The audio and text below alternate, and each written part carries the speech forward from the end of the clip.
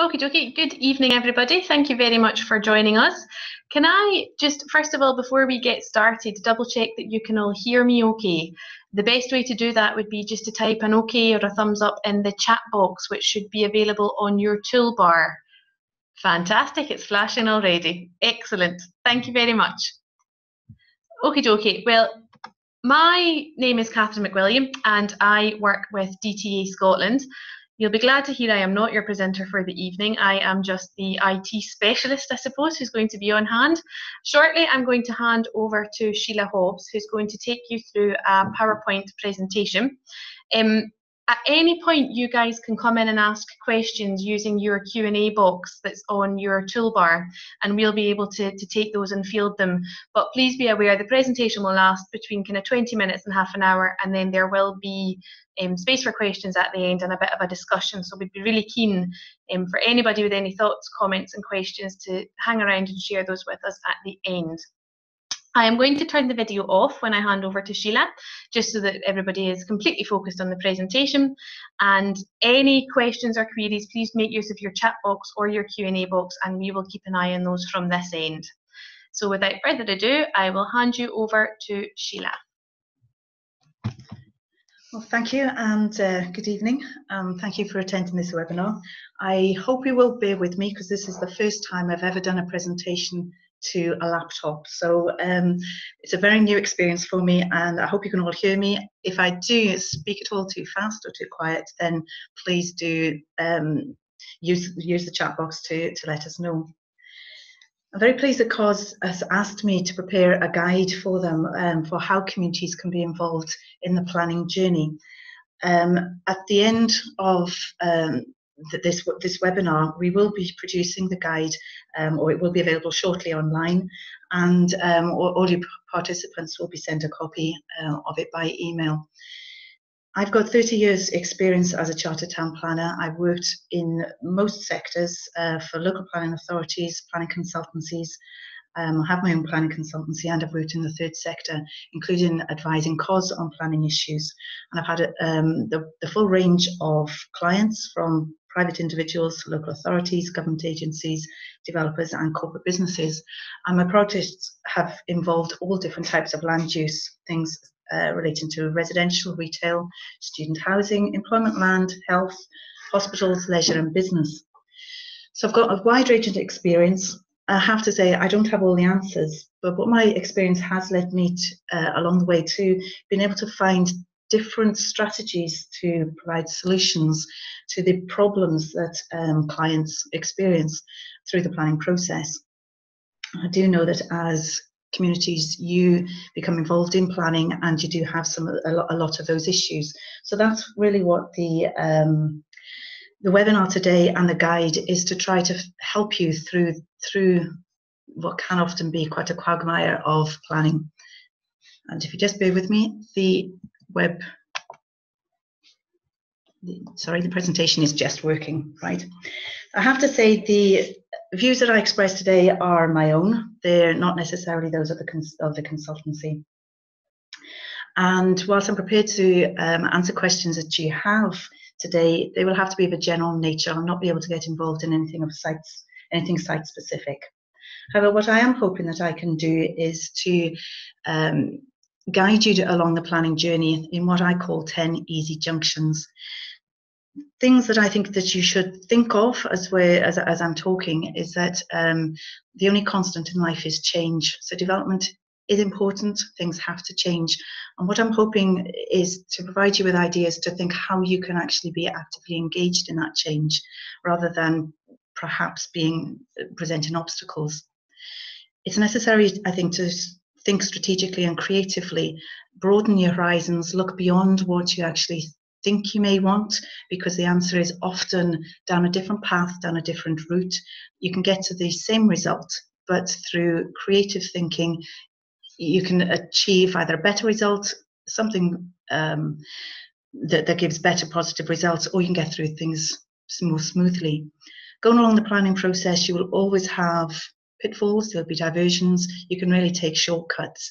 And I think the important thing to think of is that if you Try to work with others, work collaboratively, try to move forward and remove obstacles. You will get there. The other point to bear in mind is whether or not it's the journey or the destination that's important, and whether or not what you actually think you want now is all you need to get. Be ready to change both. Ordinarily, in my line of work advising clients, it is a case of guiding them through the process, and very often they will end up in a slightly different place than what they thought they wanted to start with. But that change is important to actually to get to your end destination.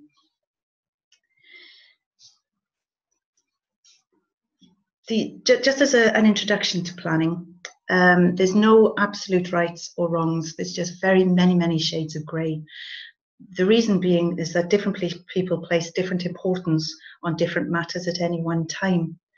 So it may feel that decisions are being made to somebody else's benefit. It may feel that they're being made for national or regional reasons, or for something for a different part of the council area rather than your own specific local areas.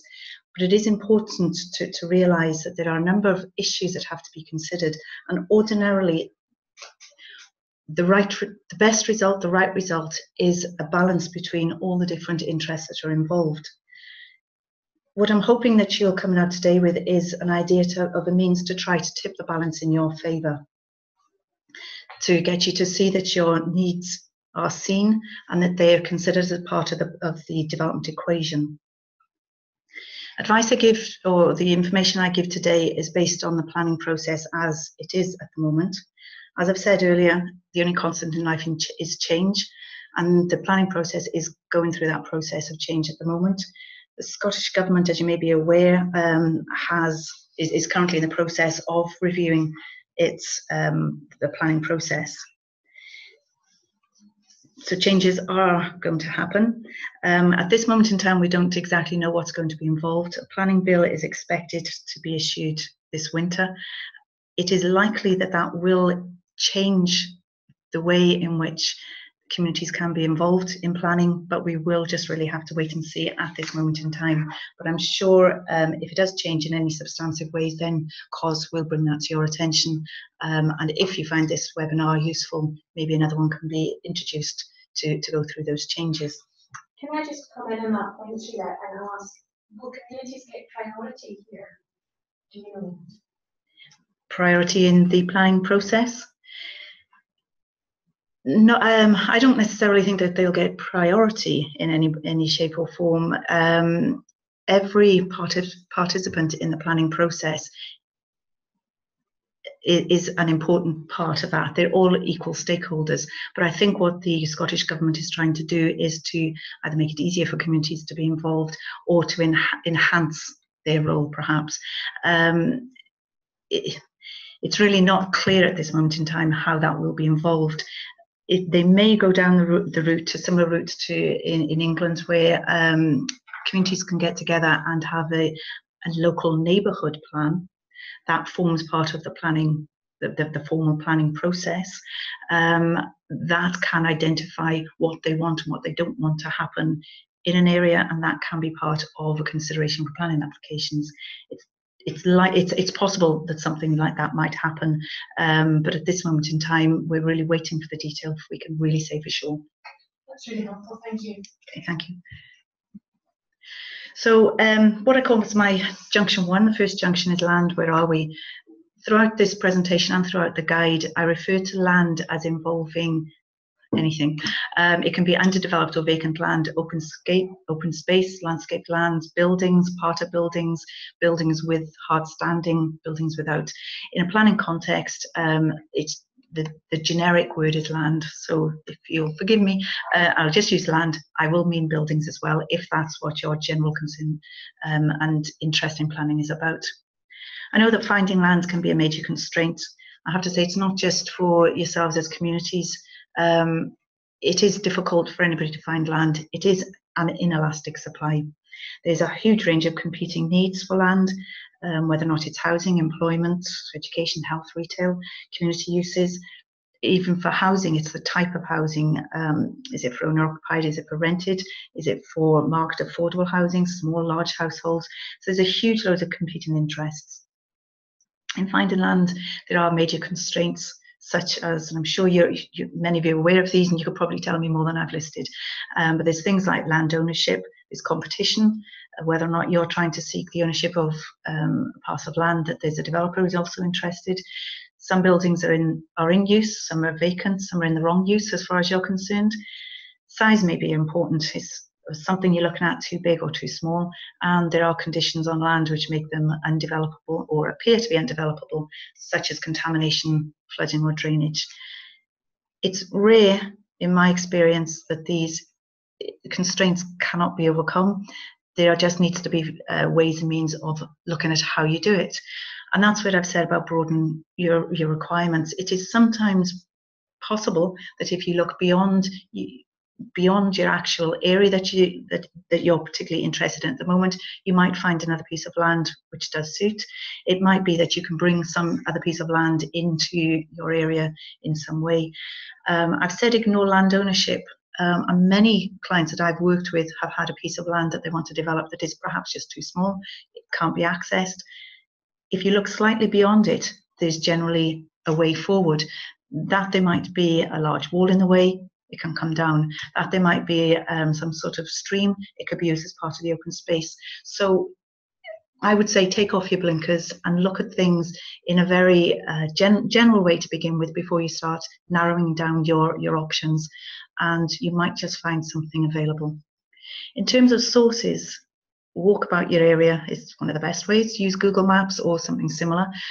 I know a lot of my clients actually do look for sites using Google Maps. They can find a spare bit of land, a large garden with a detached house, which is perhaps larger than the rest in the area. It could be ideal for development. Talk to your local businesses, estate agents, solicitors. They often know about something that's coming forward, or if they know what you want, they can link you with somebody that they're working with. Local councillors are a good source of information, or generally the local council. And also review your local development plans and planning registers. I'll talk a bit more about this later on, but they show you what is possibly coming down the line in the future, and it may just be sufficient for you to see something you think, well, if somebody's interested in that, I can become involved with them. Moving on just generally to the land ownership issue, as I said, don't be put off necessarily by the fact that it's in somebody else's ownership. You don't have to own the land to become involved in the planning process, but do be aware that planning permissions will go with the land rather than being specific to one developer or occupier in a general sense. So if you were to submit an application on a piece of land, get planning permission for 2 houses, if you didn't own that land, it's the landowner who has the benefit. What most applicants or most developers tend to do would be to pursue an option with the landowner. And that's more often than not subject to, the option is subject to planning permission. So if they get planning permission, that's the kick that they have to purchase or lease the property. Whereas if the planning permission isn't successful, then they don't have to. That way you get the benefit of it. To find out who owns land, you can contact the council. It may be their land, they may know, government agencies and local businesses. There's also the Registers of Scotland. That is a process I understand you have to pay for, but at least it helps you understand who that owner is. And it's very common to make a direct contact to the owner. It may feel odd to approach somebody and say, I'd like your property, but it is the way that these things are carried out. The worst you can do by making a contact with somebody is give them the feeling that they've got development value, and they may go out to the open market. The best you can do is actually get their agreement to some sort of collaborative approach or agreements to pursue the land. My third junction I call the battle or the war, and what's winning. And this is where I'm saying about keeping an open mind about your destination and be prepared to change along the way. Few developers, in fact, I would say probably no developer I've come across wants a difficult or time-consuming process. And I'm not aware of any developer I've been involved with in the past 20 years or so since I've been a planning consultant who hasn't been prepared to listen to the reasonable needs of a local community. And by that, you know, it's not appropriate to say to a developer, well, we want a community hall, we'll object to development unless we get one, because the developer doesn't have to provide a community hall to meet your needs just because you want one. But it may be a case that you can approach the developer and say, look, we need land for a community hall. Can we work together? We'd really like to support your application. And it may be that they would just say, well, okay, there's a small part, we're prepared to enter into agreement with you to achieve that. So it's really thinking about, what do you want? Don't simply object to something because somebody's proposing something. It may be that you can actually achieve what you need by having a collaborative approach. And when you do approach a developer, again, think about how you'd like to be approached. If you're trying to seek an agreement with the developer for them to help you provide something, then obviously with respect, show them the benefits that what your proposal would be, what you want to achieve, how that could actually improve the development. I've said that a developer doesn't have to provide a community hall just because you want it, but it could be that where the position of the development is, that actually providing a focal point, having something to be a point of meeting between the existing and the new communities, it might actually be a selling point for the development. It might actually be something that people would want to see as part of the development, and so therefore it might be something that as a collaborative proposal, it might actually prove to be of use to the developer. In my experience, I have seen schemes changed to suit people who've come forward in an appropriate and that sort of respectful manner, whether or not it's something simple like, okay, we'll take the windows out of that elevation because that's fine, it's going to be neighbourly, to actually changing how a scheme may be sited on the land. So it does make a difference. I've also seen, quite recently been involved in a scheme where a community were quite insistent, perhaps even to the point of being quite rude to a developer about what they expected from a development. They had no rights to what they wanted, and the developer became quite unhelpful, shall we say, and just said, no, I'm going to cut off access to that land, that's it. So again, it's all part of what's winning and how you can best present your argument to show that it's going to be a positive thing all round. My next junction, immediate use, is it okay? You found your building, it's perhaps an industrial shed, you want to use it as community hall.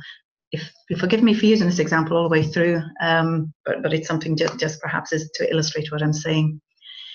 You might not need to be involved in the planning process.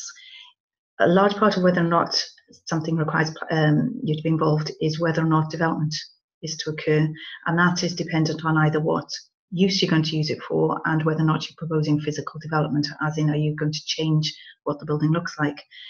There are certain developments which are permitted, and if you fall within the permitted development, you do not need planning permission. So if you're changing from the industrial shed to community hall, you need planning permission because it's a change of use.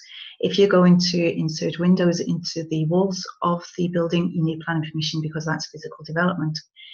If you're able to take control over an existing grocer shop, and you want to make it into a shop selling local produce, then you wouldn't need planning permission. That's not a change of use. So it is a matter of fact and degree. One of the places you can go to find out information is through your local planning authority. You can contact them, ask them whether or not you need planning permission. If you do so, I'd suggest you provide as much information as you can for them to give you the best answer that they can. Some local authorities will currently be now charging for the information.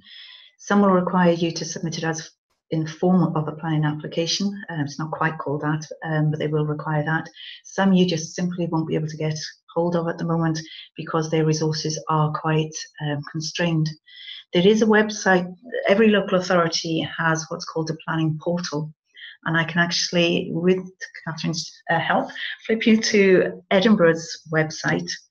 I don't know if you are aware of of this site. But if you log into on the web, I got this page by putting in Edinburgh Council Planning, and it brings me up to the planning, what's called the planning portal. Each local authority will have a similar, it might not be quite the same, though many of them now use this form of system, and you can access the information from those. So if you put in your council's area planning, if you see this, I think you can all see this now, this box here, if you type in your site here, and I think we actually have a site I might be able to type in, and this might work, but if you had an interest in site 1B West Coast. So I'll put this in. Some of you may know that, and we've got no results, and our session's timed out. So sorry, technology hadn't quite worked with us today. But if you want to find a website, type in the address on that box, and what it will do is it'll bring you up to your particular site. You can click on that, and then it will tell you what the planning history is. So it will tell you things like, for example, whether or not there's been a change of use, whether or not there's been any physical development. It will also give you various option boxes, and you'll be able to have a look at what constraints are on there. So it will also tell you if it's a listed building, if it's a conservation area. It should tell you things like if it's a tree preservation order. So it starts by giving you a place to go to find out what the particular constraints may be, or if we flip it the other way, what the opportunities might be. It'll tell you whether or not it's an industrial use, if there's any constraints associated with that. If you click into those details, you'll find the decision notice that the planning authority has previously made relating to that development, and what's called a handling report, which goes through the case officer's assessment of the proposal. That will again throw up the issues that you might have to consider if you're looking at that site for your particular use. It might say there's lots of residents around. Their amenity is to be protected. We can't have any windows in that elevation. If they say something like that, it'll be the same consideration from you for you for that development. So that's a very quick run through of that website. Each council website also has a page which will tell you about its development plan. And that's the next junction, the development plan. For local communities, it's likely to be your local development plan. And that's a document which each local planning authority prepares and should review and adopt every 5 years. It is quite a lengthy process. Not many are actually managed to achieve that timescale. But the plan seeks to provide a framework to guide decisions about the location, scale and appearance of development over that 5-year and onwards period. It will identify plans and policies to direct how much, for example, housing should be provided, where it should be provided, and it's based on an assessment of need, generally for the whole plan area. And this is the document. So if you found a parcel of land that you wanted to go back to building a community hall on it, there will be a proposals map that will be generally available online, that you can have a look, and it will tell you whether or not it's allocated for community use. If it is, that's fine. You can go ahead and submit your planning application. If it isn't, you might need to get the allocation changed. And there's 3 ways that you can be involved in this process. The first is a general call for sites that the local authority issues when it starts preparing the plan. Normally, it's the large housing developers who would get involved in that process. That then forms the basis of the second stage, which is the main issues report. And this is where the local authority will identify, for example, we have to provide X number of houses. We think they should be provided in states A, B, and C. What do you think about them? If you don't like those, we think E, D, and F. And it gives everybody the opportunity of making comments. So as community groups, you can make comments as much as individuals, as much as developers. The local authority then takes on board the comments made and comes up with its third at the third stage, which is the proposed plan, and that's in effect its clear statement of where it wants developments to happen. You also have an opportunity of consulting on at that stage, and changes can be made, although at that point they really are. So if you have a site that you want to get allocated, the earlier you get involved in that process and the more evidence you have to support your case, the better your chance. And by evidence, I mean such things as saying, well, we want a community hall. We can show you it's needed because of X, Y, and Z. We can access it by this. There's no problems with drainage. There's no problems with flooding. And so it's a number of issues to go through. This may sound daunting, but there are places that you can find a lot of this information online. The other benefit or the other element to this process is, for example, for clients, I would submit, when the call for sites come out, I would submit something to say, well, site A is wonderful for housing because of this reason. And then when the main issues report comes in, it's either included and I would support it, or it's not included, and I would say, you've got site A, the site you want, wrong, it should be my site.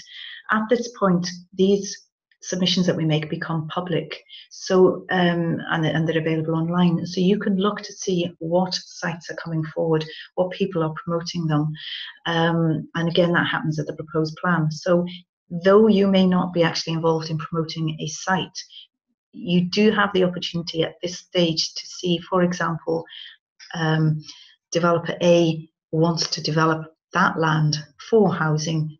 Can we approach him before it's even allocated as a site to try to get him to work with us so we can have some of that land for our community hall?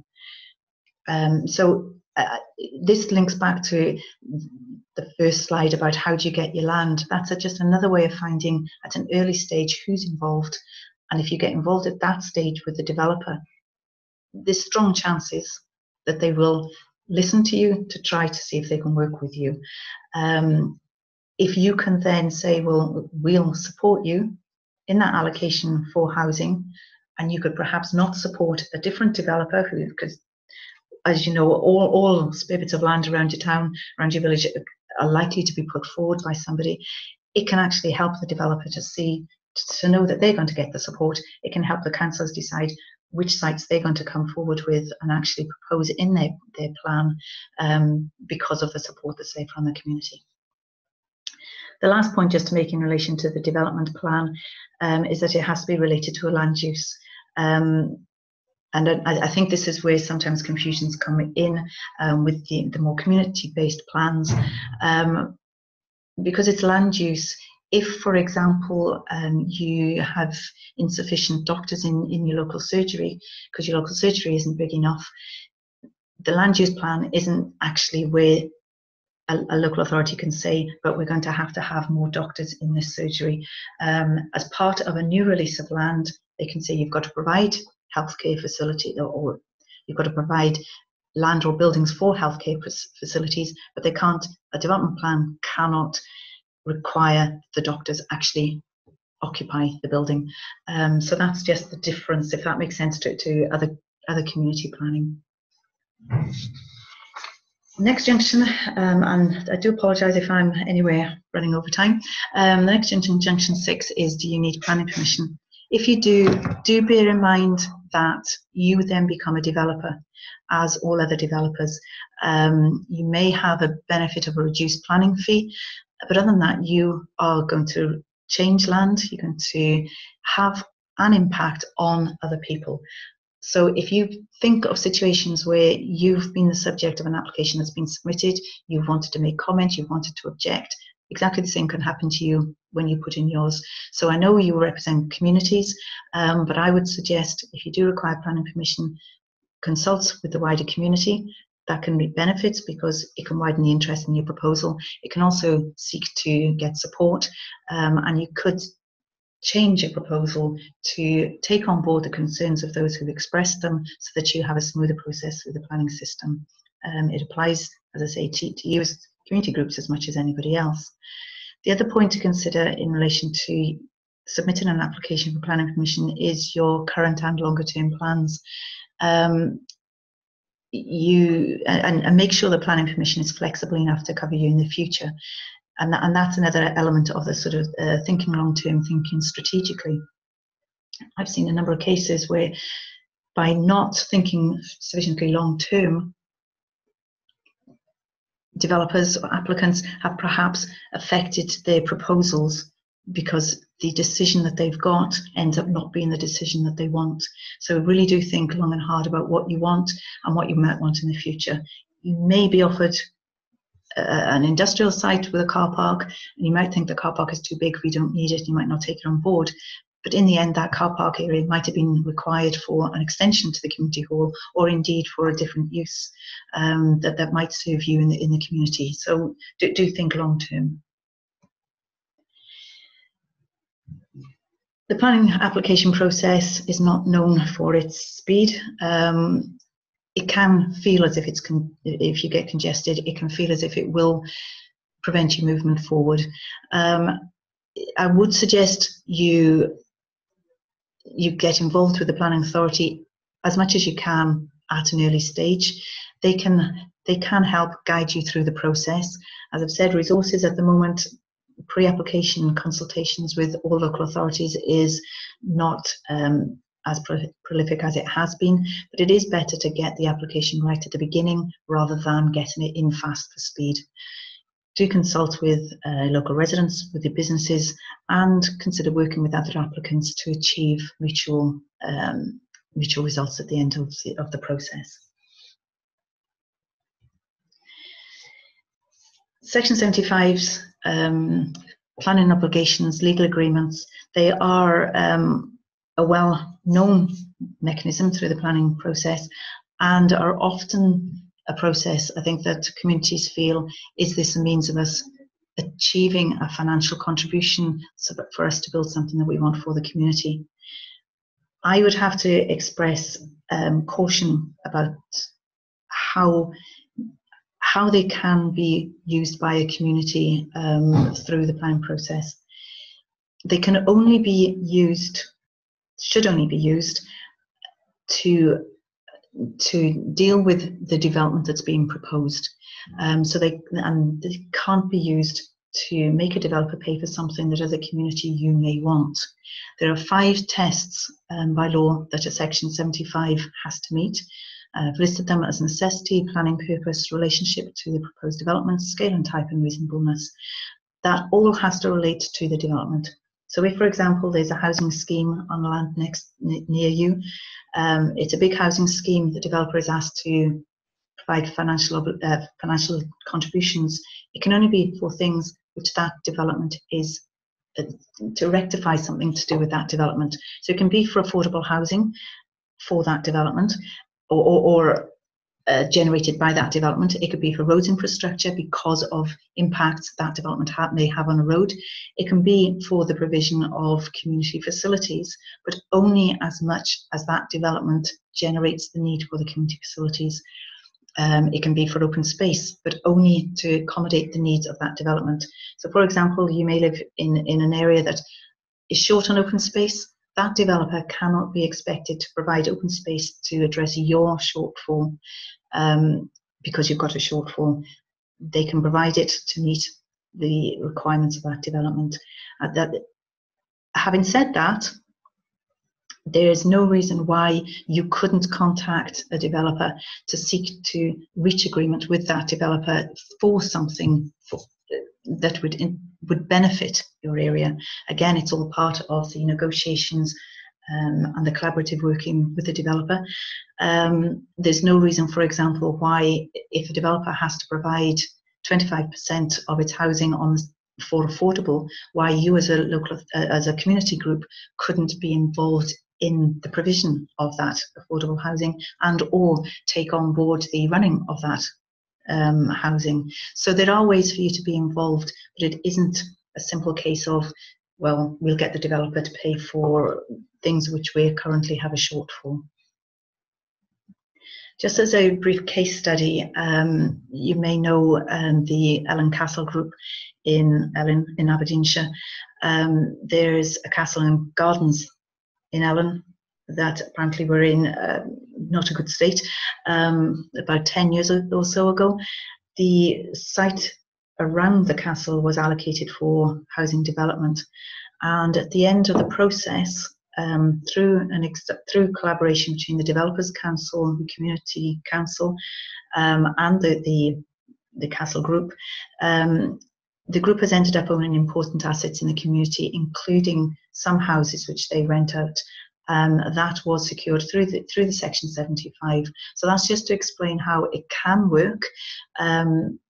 And this whole scheme has actually had a planning award for really the collaboration between all and what they've ended up with. And the key factors to success were the early engagement between all parties, the flexibility where everybody met in the middle, shall we say, the trust that each stakeholder had the right to their own requirements, but also the trust that they were all going to provide it, or were all going to actively work together.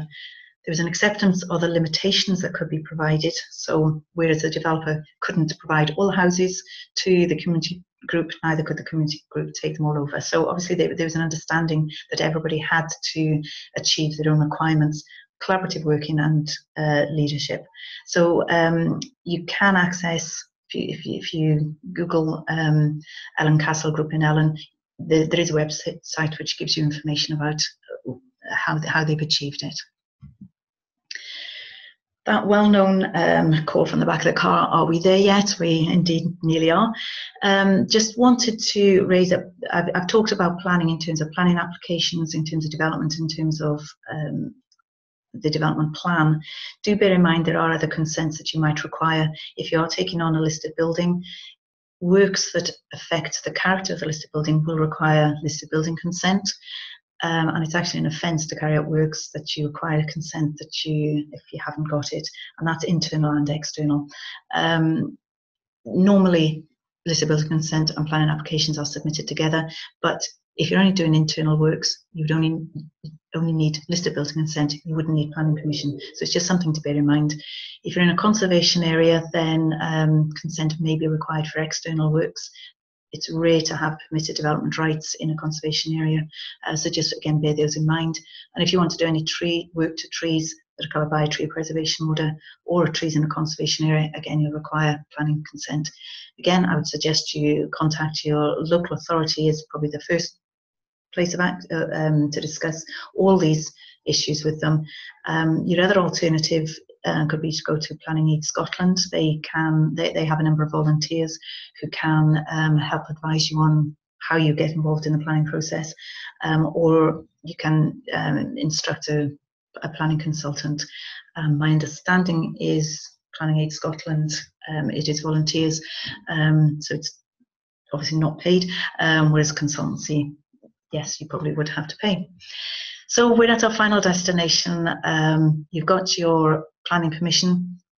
Most planning permissions are subject to conditions. Do make sure that if you do have a condition on the permission, you meet its terms. Ordinarily, it'll be something like no development shall take place until you submit materials to the council, or it might be you've got planning permission to use this as a community hall, but not for any other use within that use class, just to control the development. You've got all your necessary consents in place. Do remember there's also other consents such as building control, other consents required from Scottish Water, SEPA, and the agreement obviously of the landowner and all other parties. So that's finally, we've reached our destination, and I'm obviously happy to take any questions. Fantastic. Thank you very much. I think just as we're going to give everybody time to frantically type their questions in the box, I see that somebody's got a hand raised. Probably the easiest thing to do, just seen, is it Margaret, you've got your hand up. What I would do is I would just type your question into the Q&A box, and then we can take it and feed back to the rest of the audience. Just whilst I'm giving you time to do that, what I'm going to do is we've actually had some questions sent through to us beforehand, so I'm going to go through those. I just have one very small point of reference from Sheila's presentation, and that is that the Community Ownership Support Service can provide access to registrars in Scotland for free through the service that it provides. And if you want to make use of that, then you can get in touch with your relative COSS advisor. Contact details are on the COSS website, and I'm pretty sure you guys will probably have those already. So again, I'm not seeing any questions coming through on the boxes as yet. So I will launch into some of the ones we've had sent to us beforehand. One of the ones we had was, can you give some guidance on how best to involve heritage organisations such as Historic Environment Scotland in a project that would involve alterations to a listed building? Yes, Historic Scotland, Environment Scotland are a Scottish government based organisation. They get involved with listed buildings, but normally through the local authority. So probably the best place to go first of all is through the local planning authority. Their particular interest will be for Grade A buildings, and those are the buildings they're more likely to be involved in. You may want to try contacting them. I mean, I would suggest in all these, try contacting people. HES has a website, it has contact details on there. I would try. If you've gone through the process of the websites that I showed you, you can find out the constraints or what other planning applications. You might find a consultation response from Historic Scotland that will have a case officer's contact details. By all means, contact them. Those I've contacted in that way are helpful as they can be. But that might be because they've got a planning application or they've had something in front of them. It may be more difficult to approach them if they've not had any involvement before, but I would suggest you try through the local authority. Other agencies such as SNH, Scottish Natural Heritage, again, you can contact them direct. If they're not able to help you, I think they will point you in the right direction. And just a question that's come through is how soon should we get conservation bodies involved? As with most of these things, I would say generally as early as you can. Not necessarily all the time, but we've seen a site we'd like your comments because it is difficult for everybody to get involved on very non-specific, this is a site, what do you think? Because when you have a site that you're quite clear that you're interested in, that it's kind of something that you think you can run with, then I would suggest getting involved straight away. If they're not quite ready, if they think you need to start developing this first, they'll tell you. But they will also give you pointers. So, for example, if it's a Grade A listed building, they're likely to say, do as little alterations you can. If it's a Grade B listed building, they might say, well, we can be more open to changes, make sure you keep the principal function, the principal rooms, the main rooms of the listed building intact. Small rooms might be acceptable. So I would say contact them before you start doing anything substantive, but when you have a good idea of what you want to do. Fantastic. And just kind of final question on this area is, are heads on Historic Environment Scotland likely to make the process more difficult, or does the local authority have the final say? The local planning authority is the person who determines the application. If they want to approve works that HES have objected to, then the case is referred to the Scottish ministers. I actually couldn't say whether or not scales of the kind of project you might be looking at would be of that sort of scale or not that HES would object. I don't know. In my experience, ordinarily, perhaps HES have been less, or perhaps more positive to a development than the local authority has. But if you do have a concern from HES, then it is something that you really do need to look at and look at carefully, because they are the people who have significant input. If you have an issue with HES or with a building that HES has concern, then you might want to consider instructing specialists. You can get conservation architects who can get into a lot of detail in terms of the quality of the building or the works that you're proposing. Planning consultants can obviously take you through the whole policy relating to works to listed buildings. I would suggest you get an architect involved to draw up your plans. In terms of a proposal, any proposal you're coming forward, but perhaps particularly with listed buildings, the better prepared it appears, the more thought you put into it, the more prepared you are, the more confidence people can take that what you're doing is the right thing. Great, thank you very much.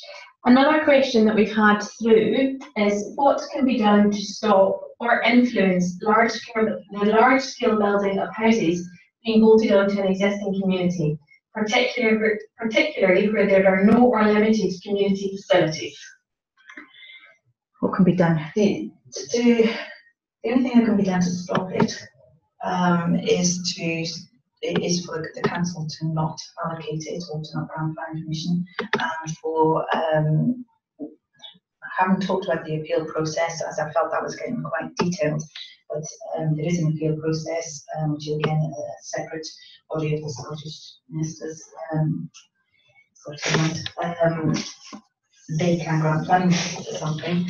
So actually, for a community body to be able to stop something going ahead, that's through the objection process. Maybe it's a case of more considering how you can influence the large scale. Everybody knows that housing is needed. Everybody knows that, as I've said, land is in inelastic supply. And when planners and when councils are looking to where's the best place for new development, we have to look at sustainable locations. Most of those sustainable locations are on the edge of existing communities, because that's where the services are, that's generally where the infrastructure is. Even though you might feel that you have limited, it's there rather than out in the middle of the countryside. So ordinarily, settlements grow on a consecutive basis by one housing site being next to another housing site. As I said earlier on, in relation to the issues about Section 75, no housing developer can be required to provide for limited facilities or provide the facilities to counteract an existing shortfall that's serving an existing community. But they can be required as part of their proposals to provide the things that are required, and within that might actually be something which you require. I haven't explained myself very well at all here.